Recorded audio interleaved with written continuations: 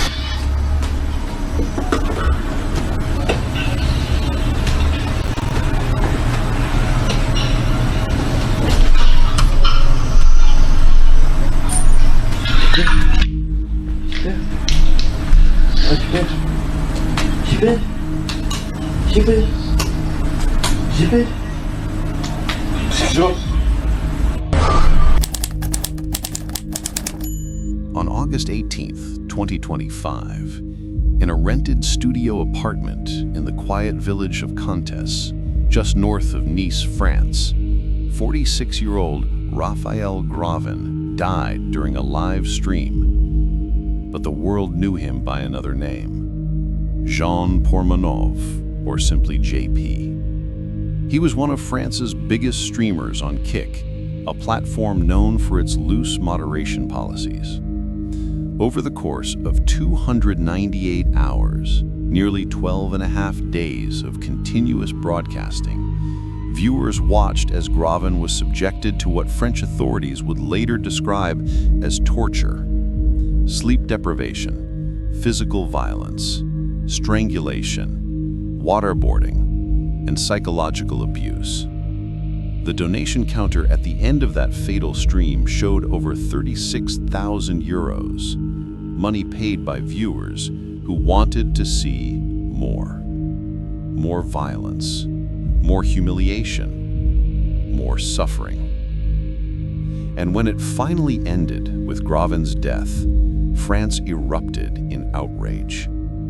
Digital Affairs Minister Clara Chapaz called it an absolute horror, launching investigations that would expose an entire underground ecosystem of what experts call trash streaming, where vulnerable people are exploited for profit and the audience pays to watch them break. Before we go deeper into this case, I need to know something from you. Have you ever watched a live stream where something felt wrong? Where you wondered if what you were seeing was real or staged? Drop a comment and let me know, because what happened to Jean Pormanove could happen on any platform, at any time, and understanding why matters more than you think. Also let me know where you were watching from and the exact time you found this video. To understand how Raphael Gravin ended up dying on camera, you need to know who he was before the world knew him as Jean Pormanove. Born on January 26, 1979, in the small commune of Wappy in northeastern France, Gravin grew up in what appeared to be a working-class household. Details of his early life remain sparse, but we know he served in the French military before eventually discovering a different kind of battlefield, the internet.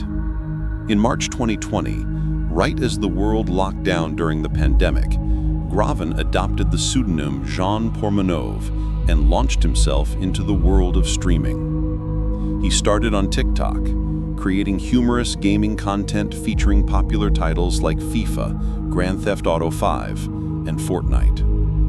He partnered with another creator known as the Kyrie78, and together, they built a following that would eventually reach over 500,000 people. His style was raw, unfiltered, explosive.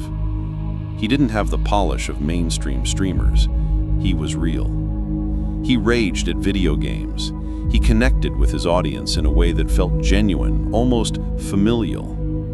By the time he moved to Twitch, his just chatting sessions had exploded in popularity. He earned 669,000 followers and racked up over 35 million views. His content was characterized by what viewers described as calculated outbursts, absurd challenges, and a deep connection to his community. People loved him because he seemed like one of them, struggling, frustrated, but never giving up.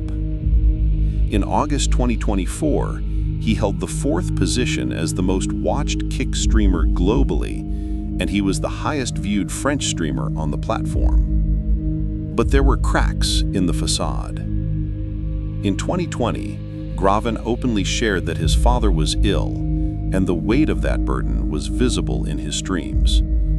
He was 46 years old, unmarried, no children. In one stream, he reflected on his life with a haunting statement. No wife, no kids, but what a nice guy. Me, what's on my mind now? It's to leave a mark. And he did leave a mark, though not the one he imagined. Graven reportedly suffered from heart problems and was being treated for thyroid issues. These medical vulnerabilities would become crucial later, but at the time, they were just another part of the complicated reality of a man trying to make a living in the brutal attention economy of live streaming. But here's what you need to understand. The Pormanove who started streaming in 2020 wasn't the same person who died in August 2025. Something changed. And that change began when he met 2 other streamers who would become the central figures in the darkest chapter of his life. In 2023, Raphael Graven left Twitch and moved to Kick, an Australian streaming platform launched in 2022 by the founders of the gambling company Stake. Unlike Twitch, Kick had made its name by having far more permissive moderation policies. Content that would get you banned on Twitch, content involving gambling, sexually suggestive material, humiliation, and even violence could find a home on Kick. It was the Wild West of streaming, and for creators who wanted to push boundaries, it was paradise. It was on Kick that Graven met Owen Senizendati, who streamed under the name Naruto, and Safin Hamadi, known simply as Safin. These 2 streamers would become Graven's regular collaborators, his co-hosts, and, according to later allegations, his tormentors. The 3 of them, along with another individual known as Kudu, a vulnerable man under legal guardianship, created content together, but the nature of that content began to shift. They had discovered something. When Pormanove got angry, when he raged, when he suffered, the views skyrocketed, and more views meant more money. What started as gaming streams evolved into something darker: challenges, stunts, humiliating dares. The line between entertainment and abuse began to blur, then disappeared entirely. Viewers would donate money with messages attached, requesting specific acts of humiliation or violence. The streamers would comply. Donation notifications would ping across the screen, and with each ping, the requests got worse. In December 2024, the French investigative website Mediapart published an exposé that would shake the streaming community. The report detailed what they called an abuse business, organized around streams where vulnerable people, including Graven and Kudu, were exposed to humiliation and violence to generate income and audiences. The article described scenes of strangulation, physical assault, forced consumption of toxic substances, and degrading challenges, all broadcast live to thousands of viewers who paid to watch it happen. The Mediapart investigation prompted the Nice Public Prosecutor's Office to open a formal inquiry in December 2024. The charges being investigated included deliberate violence in assembly with vulnerable persons, endangerment of life, and the dissemination of images depicting attacks on personal integrity. In January 2025, both Senazandati and Hamadi were briefly taken into custody, questioned by police, and released pending further investigation. But here's where it gets complicated. When questioned, both Graven and the other individuals involved insisted that everything was staged. They told investigators that the violence was simulated, that they were creating a buzz to make money, and that no one was actually being hurt. They refused medical examinations. They refused psychiatric evaluations. They maintained that it was all performance art, extreme content for an extreme audience. So the question everyone was asking was this: if it was all staged, if everyone was consenting adults playing roles, then why did it end with a man dead on camera? And more importantly, what was really happening behind the scenes when the donations stopped pinging and the cameras were off? On August 6, 2025, Jean-Pormanove began what would be his final live stream. The concept was simple, at least on the surface: a marathon broadcast that would run for days, maybe weeks, featuring the usual cast of characters. Senazandati, Hamadi, and Graven would broadcast from a rented space in Caen, a small village north of Nice, creating content around the clock. What followed was 12 days and nights that witnesses and investigators would later describe as torture. Viral clips from the broadcast, which spread across social media after Graven's death, showed disturbing scenes that are difficult to reconcile with the claim that everything was staged. In one clip, two men are seen strangling Graven, competing to see how long they could restrict his breathing. In another, he's shot repeatedly with paintball guns at close range, flinching with each impact. Other footage shows him being waterboarded, doused with water, forced to eat when he didn't want to, tackled to the ground, and subjected to constant verbal abuse and humiliation. The stream ran continuously for over 298 hours. That's nearly 12.5 days without significant rest. Sleep deprivation, a well-documented form of torture, was a central feature of the broadcast. Graven was rarely allowed meaningful sleep, and when he did try to rest, he was woken up violently. But perhaps the most chilling element wasn't the violence itself, it was the monetization. Viewers could donate money and attach messages requesting specific acts of humiliation or violence. The streamers would comply. Donation notifications would ping across the screen, and with each ping, the requests got worse. In the days leading up to his death, there were signs that something was deeply wrong. Graven sent a text message to his mother that would haunt everyone who later read it. He wrote, "Hi Mom, how are you? Stuck for a bit in Owen Senazandati's death game. It's going too far. I feel like I'm kidnapped with their shitty concept. I'm fed up. I want to get out of here. The other guy won't let me. He's keeping me locked in."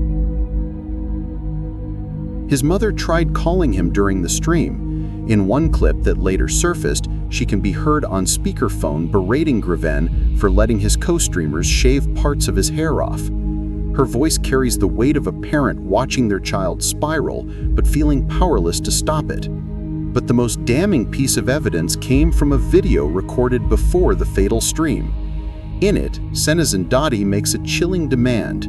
He tells Graven, let him say on camera, right now, that if he dies tomorrow in the middle of a live show, it's due to his shitty state of health and not to us.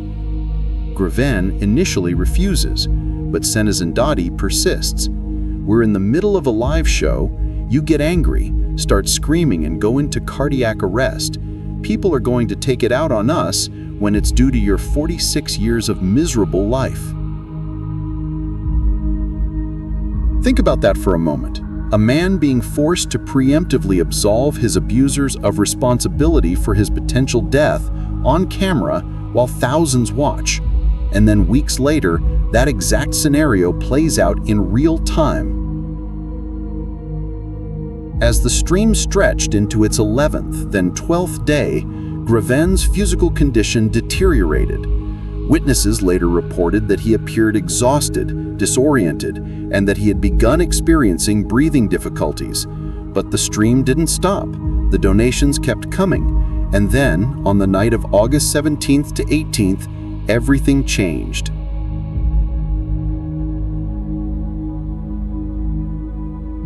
The exact timeline of Jean Pormanov's final hours remains partly obscured, pieced together from viewer reports, archived clips, and investigator statements.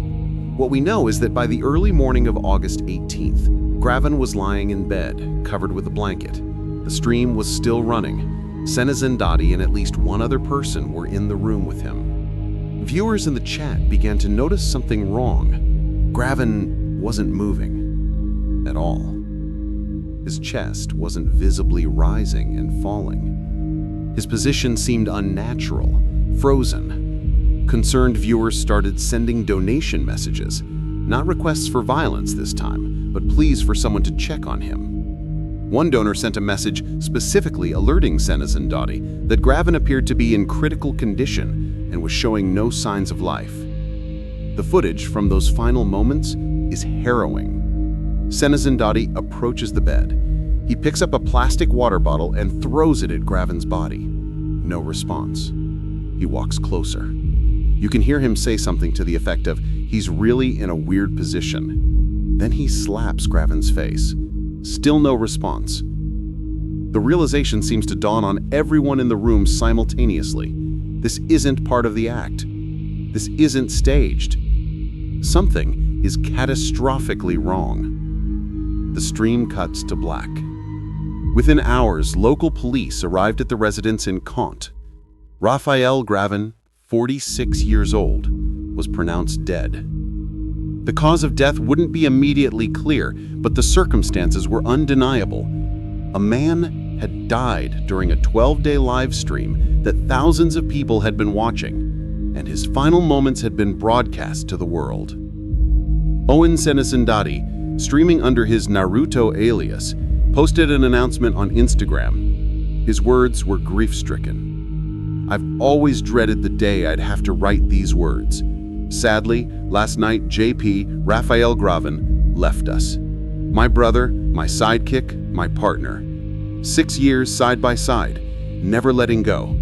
I love you, my brother, and we will miss you terribly. I ask you all to respect his memory and not share the video of his last breath in his sleep, for his family and for us, his second family. Rest in peace, my brother." The streaming community was in shock. Tributes poured in from fellow creators. But alongside the grief came something else: rage. Thousands of people began asking the same questions. If Naruto cared about Graven, why did the abuse continue? If it was all staged, why did Graven text his mother saying he felt kidnapped? And most importantly, why did no one stop it? Within 24 hours, French government officials were involved, and what had started as a streaming tragedy was about to become a national scandal that would expose the darkest underbelly of unregulated social media platforms.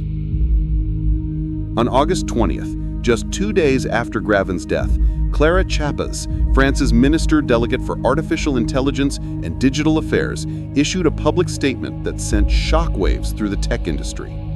She wrote on X, "The death of Jean Pormanove and the violence he endured are an absolute horror. I address all my condolences to his family and loved ones.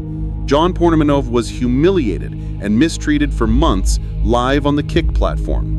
A judicial investigation is underway." Chapas didn't stop there. She announced that she had referred the case to ARCOM, France's media regulatory authority, and filed reports with Pharos, the government platform for reporting dangerous or illegal online material. She contacted Kick's management directly, demanding explanations. Her message was clear: the French government was holding the platform accountable. Sarah El Hayri, France's High Commissioner for Childhood, added her voice to the outcry, calling Graven's death horrifying and urging parents to exercise extreme vigilance regarding the violent content their children might be exposed to online. The Nice Public Prosecutor's Office, which had already been investigating allegations related to Graven's treatment since December 2024, intensified their inquiry. Damien Martinelli, the Nice prosecutor, ordered an immediate autopsy to determine the cause of death. Investigators interviewed everyone who had been present at the time of Graven's death and seized large amounts of equipment and video footage. On August 21st, Martinelli released a preliminary statement. The autopsy had been completed by 2 forensic doctors, and their findings were surprising to some. Graven's death showed no signs of internal or external traumatic injuries that could explain what happened. There were no burns. The doctors found only minor bruises and healed lesions, consistent with past injuries, but nothing that would directly cause death. The forensic experts concluded that Graven's death was not traumatic in origin and was not related to direct intervention by another person. Instead, the probable causes appeared to be medical or toxicological. Graven's existing heart problems and thyroid condition were noted. Additional toxicological analyses were ordered to determine if any substances in his system might have contributed to his death. This finding created a complex legal situation. If Graven died from medical causes rather than direct violence, could Senazandati and Hamadi be held criminally responsible? The answer, according to legal experts, is yes. French law recognizes that creating conditions that lead to someone's death, even if you don't directly kill them, can constitute criminal behavior. Sleep depression, psychological torture, and the creation of an environment of sustained stress can all be factors in what's called endangerment of life.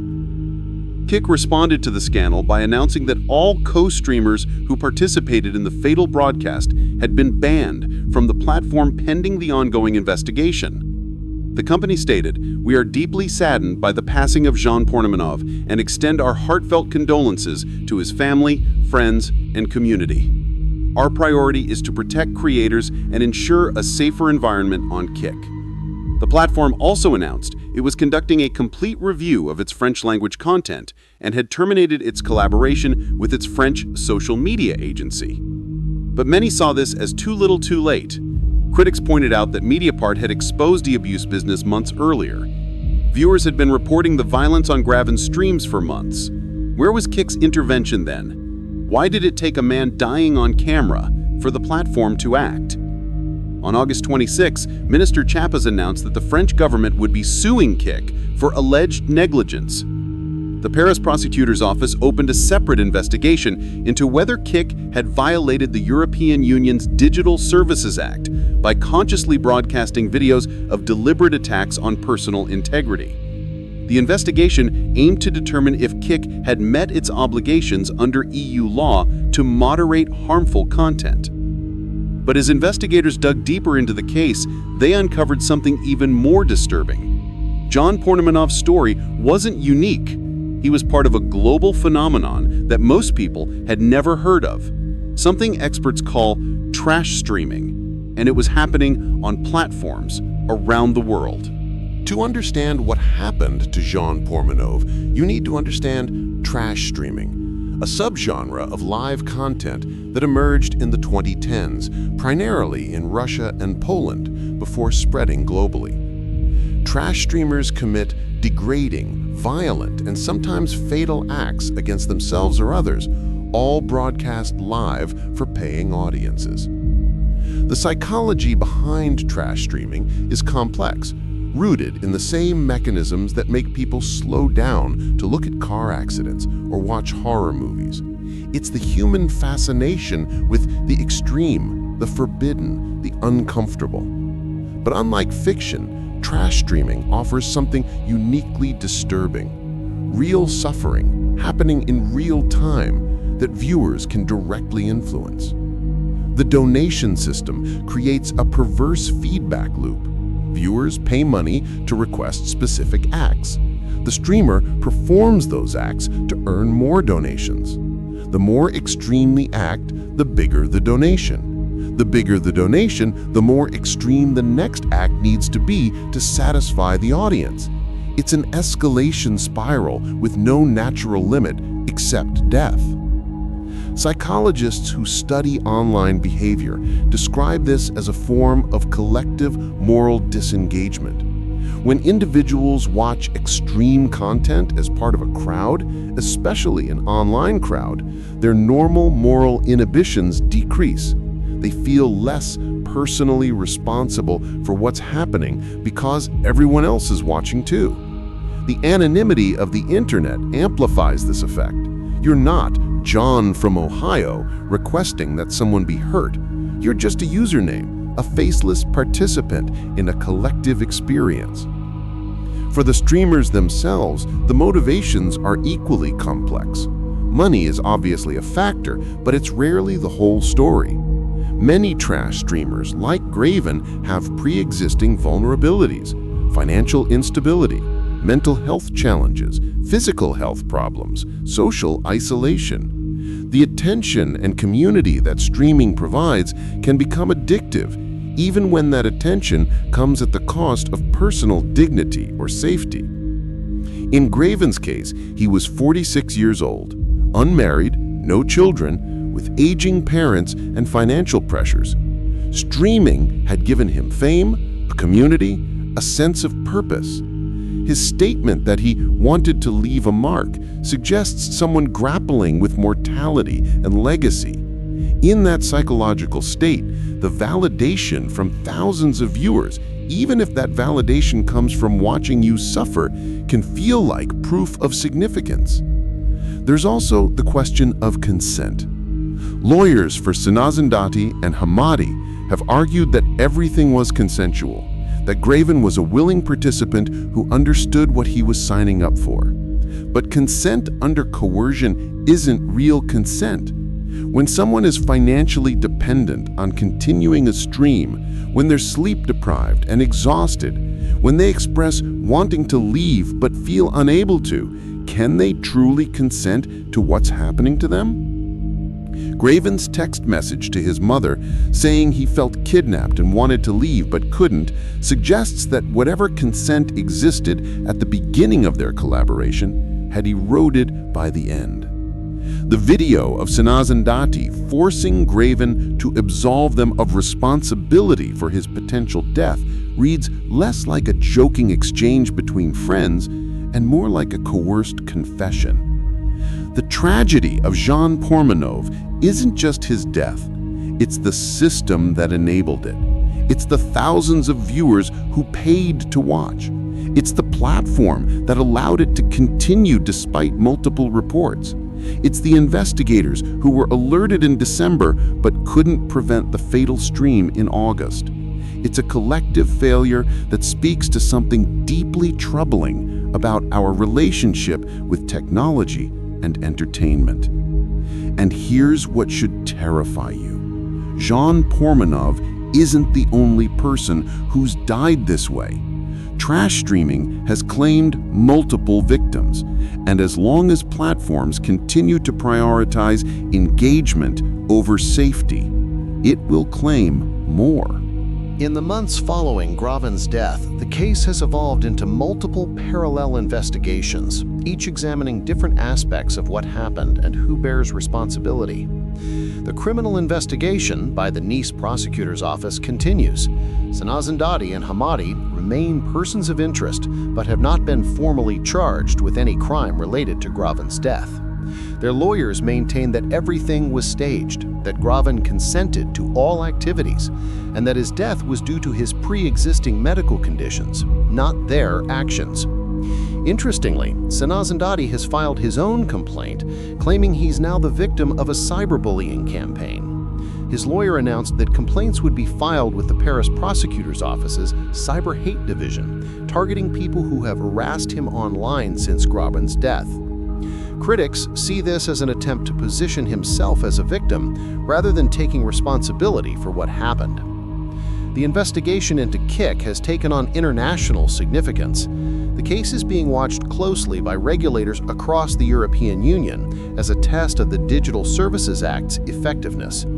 If French authorities can prove that Kick knowingly allowed illegal content to remain on its platform despite reports and warnings, it could set a precedent for how tech platforms are regulated across Europe.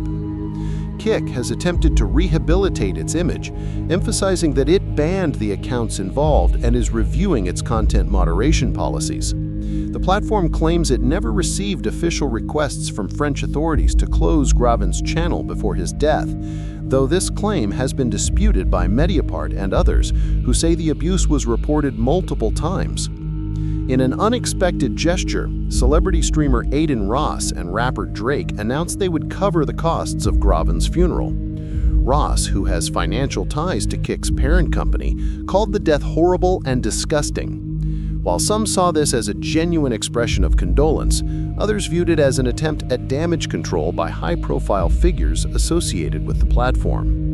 The broader streaming community has been forced to reckon with uncomfortable questions about the nature of extreme content and where responsibility lies.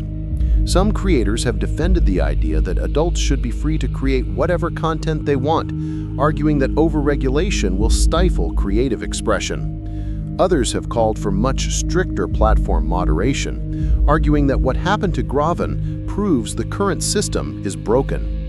But the most important question remains unanswered. Could this happen again? And if so, what can possibly be done to prevent it? To answer that, we need to look at what this case reveals about the future of online content and the price of fame in the digital age. The death of Jean Pormanove forces us to confront uncomfortable truths about the internet age we're living in and where we're headed. First, it exposes the inadequacy of self-regulation in the tech industry. Kick, like many platforms, has community guidelines that explicitly prohibit extreme violence and content depicting significant harm. Yet those guidelines meant nothing when tested against the reality of trash streaming. The platform failed to act, despite reports, despite obvious violations of its own stated policies, despite the public Mediapart investigation 8 months before Graven's death. This pattern isn't unique to Kick. It's a systemic problem across social media platforms that prioritize growth and engagement over user safety. Second, it reveals the dark side of audience participation. The thousands of people who watched Graven's streams, who donated money requesting violence and humiliation, who treated his suffering as entertainment. They're not monsters. They're ordinary people who, when placed in a system that gamifies cruelty and provides the anonymity of the internet, behave in ways they likely never would in person. This isn't an excuse, it's an explanation, and it's terrifying, because it means any of us, under the right conditions, might be capable of participating in someone's exploitation. Third, it highlights the vulnerability of content creators in the attention economy. Streaming has created opportunities for millions of people to make money doing what they love. But it's also created a pressure cooker environment where the only way to stand out is to be more extreme than everyone else. When your income depends on views, and views depend on novelty, the incentive is always to push further, go darker, risk more.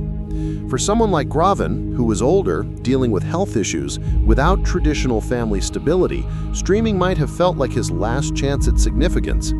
That desperation is exploitable. Fourth, it questions where we draw the line on consent. Just because someone agrees to something doesn't mean it's ethical to let them do it. We recognize this in other contexts. You can't consent to being enslaved. You can't sign a contract that allows your employer to physically abuse you. We understand that some agreements are invalid because the power dynamics are too imbalanced, or because the harm is too great. So why do we treat online content creation differently? When does a platform's obligation to intervene override a creator's claimed consent to harmful content? The legacy of Jean Pormanove should be a fundamental rethinking of how we regulate live streaming platforms. The current system, where platforms face little consequence for hosting harmful content until someone dies, is clearly broken. The Digital Services Act in Europe represents one attempt to address this, but its effectiveness remains to be seen. What's needed is a combination of stronger regulations, more aggressive enforcement, and perhaps most importantly, a cultural shift in how we think about online entertainment. We, as viewers, need to ask ourselves, what content am I willing to watch? Where's my line? And when I see something that crosses that line, what am I willing to do about it? Because Jean Pormanove didn't die alone in that room in Cult. He died in front of thousands of people who chose to keep watching. This case isn't over. The investigations continue.